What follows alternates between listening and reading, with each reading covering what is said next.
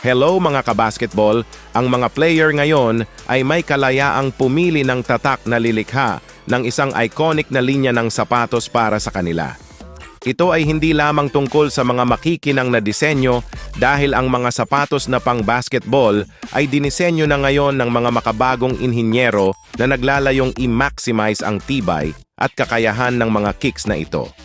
Narito ang listahan ng mga pinaka-worst hanggang sa pinaka-the best na signature na sapatos sa NBA ngayon. Number 10, James Harden, Adidas Harden Volume 8. Habang ang laro ni Harden ay patuloy na bumababa mula nang umalis sa Rockets, ilang taon na ang nakalilipas, siya at ang kanyang kampo ng Adidas ay gumagawa pa rin ng isa sa mga the best na sapatos na pang-basketball ngayong season. At sa pagdaragdag ng mga padded side panel at ang Yeezy-inspired na disenyo, hinding-hindi ka magkakamali kung magpasya kang gamitin sa laro ang isang ito kung nasa lansangan ka man o naglalaro sa hardcourt. Number 9. Zion Williamson Jordan Zion 3. Ang signature Jordan Zion 3 basketball shoes ni Zion Williamson ay lubos na inspirasyon ng mga mas lumang modelo ng mga classic ng Jordan brand. Sa nakakabaliw na kakayahan at lakas ng paglukso ni Zion, halos masasabi mo na ang mga sapatos na ito ay partikular na ginawa upang mapaglabanan ang hirap ng paglalaro sa NBA basketball. Number 8. Trae Young 3. Alam nating lahat na ang Adidas ay medyo marunong kapag gumagawa ng magaan na sapatos at ang Trae Young 3 ay hindi naiiba.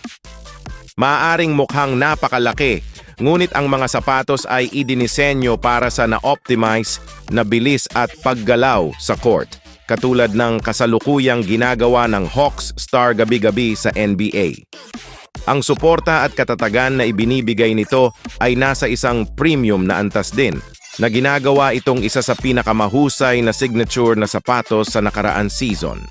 Dagdag pa, ang disenyo ay tiyak na ginagawa itong kapansin-pansin kahit sa kaswal na kasuotan. Sa number 7, ang kay Jason Tatum na Tatum 1, isang bagong dating sa mga tuntunin ng mga signature na sapatos, ngunit tiyak na gumagawa ng splash ngayong season. Ang disenyo ay isang pagsaludo sa ilan sa mga pinaka-iconic na Jordan brand na sapatos sa merkado, ngunit ang natatangi nito ay ang iba't ibang mga colorway na maaari mong piliin upang umangkop sa iyong estilo at pangangailangan. Sa kabila ng mas mataas na linya ng bukong-bukong, ang mga review ng Tatum 1 ay karaniwang positibo dahil sa makahinga nitong mesh at pangkalahatang magaan na istruktura. Dapat na mayroon ka nito kung mahilig ka sa sneaker. Number 6 ay si Damian Lillard Dame 8 XPLT. Malaki ba ang hitsura nito? Oo. Ito ba ay sobrang magaan bagaman? Oo.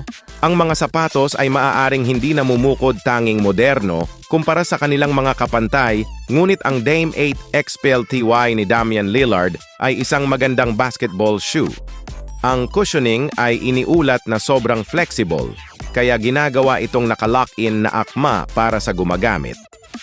Ang mas mataas na mga linya ng bukong-bukong ay nilalayong protektahan ang bukong-bukong ng nagsusuot sa tuwing magpapasya silang bumilis sa court. Mayroon din itong iba't ibang kulay at estilo na ginagawa itong isang kakit-akit na option para sa mga tagahanga.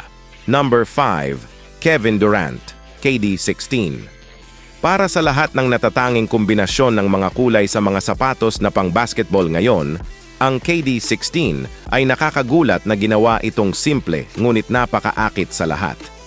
Ito ay sobrang magaan at tumutugon sa anumang paggalaw sa loob at labas ng court, na ginagawa itong isang perpektong pares ng sapatos para sa sinumang nagsusuot nito. Mayroon din itong built-in na mga madiskarteng makapal na lugar upang mapanatiling komportable at nasa lugar ang iyong paa sa lahat ng oras. Mayroong iba't ibang kulay na mapagpipilian, ngunit hindi ito masyadong nakakabaliw, hindi katulad ng ibang sapatos sa merkado. Ang number 4, Luka Doncic, Luka Do. Sa sobrang komplikadong gameplay ni Luka Doncic, ang kanyang mga signature na sapatos ay dapat na makayanan ang mga hinihingi sa court habang nananatiling classy dito. Ipasok ang Luka 2, ang pinakahihintay na pangalawang signature shoes ng Dallas Mavericks superstar Luka Doncic. Ang midsole ay iniulat na nakasalansan at matatag, na ginagawang komportable at ligtas ang nagsusuot sa lahat ng oras. Ang disenyo ay medyo maihahambing sa mga nakaraang mas lumang Jordan Brand Classic, ngunit makikita mo talaga ang input ni Luka dito. Available din ito sa maraming kulay at estilo, na ginagawa itong isa sa pinakamagandang signature na sapatos sa NBA ngayon. Sa number 3, ang kay Giannis Antetokounmpo na Zoom Freak 5. Kung gusto mo ng isang pares ng sapatos na pang basketball na may napakasimpleng disenyo ngunit sobrang matibay at malakas, pagkatapos ay ang signature na sapatos na Nike Zoom Freak 5 ni Giannis Antetokounmpo. Ito ay nilagyan ng isang panloob na sistema ng pagpigil na sinisiguro ang iyong mga paa ng matatag at ligtas ng hindi pinipigilan ang mga ito.